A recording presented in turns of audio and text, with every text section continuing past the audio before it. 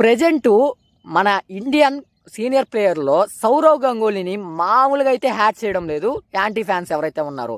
దీనికి కొన్ని కారణాలు అయితే ఉన్నాయి. ఆ కారణాలు చెప్పే ముందు సౌరవ్ గంగూలీని ఇంతకుముందు ఎప్పుడు కూడా అతని గురించి అయితే వ్యతిరేకంగా మాట్లాడేవాళ్ళు కాదు టీంలో ఉన్నప్పుడు, కెప్టెన్సీ చేస్తున్నప్పుడు. ఎందుకంటే అంత దూరం తెచ్చుకోడు అనమాట వివాదాల దాకా. అతనైతే డీసెంట్ ప్లేయర్, ఆ టీమిండియాకి మంచి పర్ఫార్మెన్స్లు అయితే ఇచ్చున్నాడు. అందరిలాగానే ఒకవేళ అతని ఫామ్లో లేనప్పుడు కొంచెం తడబాట్లు అనేది పడతా ఉంటాడు అనమాట. మంచి ప్లేయర్ కాబట్టి ఎటువంటి వ్యతిరేకత అయితే కనిపించేది కాదు. కాకపోతే రీసెంట్గా టీమిండియా T20 వరల్డ్ కప్ గెలిచింది కదా రోహిత్ సారథ్యంలో. దీని నుంచి అయితే మొదలైందనమాట ఈ హ్యాటింగ్ ఏదైతే ఉన్నారో. దీనికి ఎందుకు కారణం అంటే రీసెంట్గా ఒక వీడియో అయితే చేయడం జరిగింది సౌరవ్ గంగూలీ. దాంట్లో అయితే ఏమని చెప్పినాడు తెలుసా? నేను అప్పట్లో రోహిత్ శర్మని కెప్టెన్గా చేయడం జరిగింది ఇండియన్ టీంకి.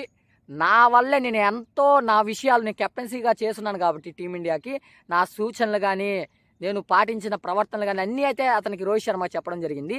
అందుకే అతను అన్నీ పాటిస్తూ ఒక్కొక్కటిగా నేర్చుకొని ప్రజెంట్ టీమిండియాకి T20 వరల్డ్ కప్ అనేది 2024లో అందించడం జరిగింది అని చెప్పేసి ఏందో ఇతని వల్లే వచ్చినట్టు విధంగా అయితే చెప్తా ఉన్నాడు అనమాట.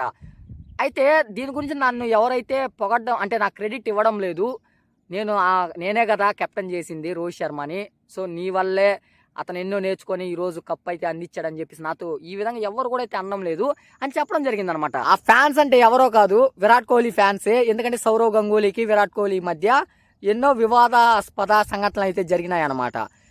ఫ్యాన్స్ మధ్యలో కూడా అయితే చాలా అయితే ఎప్పుడు తిట్టుకుంటూ ఉంటారనమాట. ఎందుకంటే మెయిన్ కారణం, సో దానికి మెయిన్ కారణం చెప్పే ముందు ఇంకొక విషయం చెప్తాను. 2022లో మనము వరల్డ్ కప్ ఓడిపోయినాం కదా, మరి అప్పుడు కూడా రోహిత్ సారథ్యంలోనే కదా ఓడిపోయింది. అప్పుడు నా వల్లే ఓడిపోయిందని ఎందుకు చెప్పలేదు ఎవరు? సౌరవ్ గంగూలీ అని చెప్పి ఫ్యాన్స్ అయితే అడగడం జరిగింది. అప్పుడేమో ఓడిపోయినప్పుడేమో గమ్ముకుంటావు, ఇప్పుడైతే గెలిస్తే నా వల్లే గెలిచింది, నేనే కదా కెప్టెన్సీ చేసింది, ఈ విధంగా చెప్పుకుంటావు, అందువల్ల నువ్వు కమల్ హాసన్ అని చెప్పి పిలుస్తూ ఉండడం జరిగిందనమాట చాలామంది.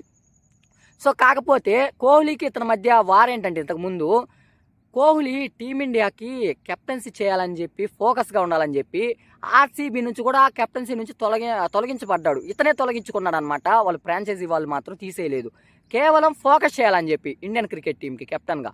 కాకపోతే కొన్ని రోజులు అయిపోయిన తర్వాత T20కి నేనైతే కెప్టెన్సీ నుంచి తప్పుకుంటున్నాను, ఓడిఐ అలాగే టెస్టులు అయితే ఉంటానని చెప్పి చెప్పడం జరిగిందనమాట. కాకపోతే సౌరవ్ గంగూలీ అప్పుడు మన BCCIకి అధ్యక్షుడిగా ఉన్నాడు. కొంతమంది సెలెక్టర్స్తో మాట్లాడి అతనైతే పూర్తిగా తొలగించడం జరిగింది కెప్టెన్సీ నుంచి. అప్పుడు రోహిత్ శర్మనైతే అంటే కెప్టెన్గా చేయడం జరిగింది.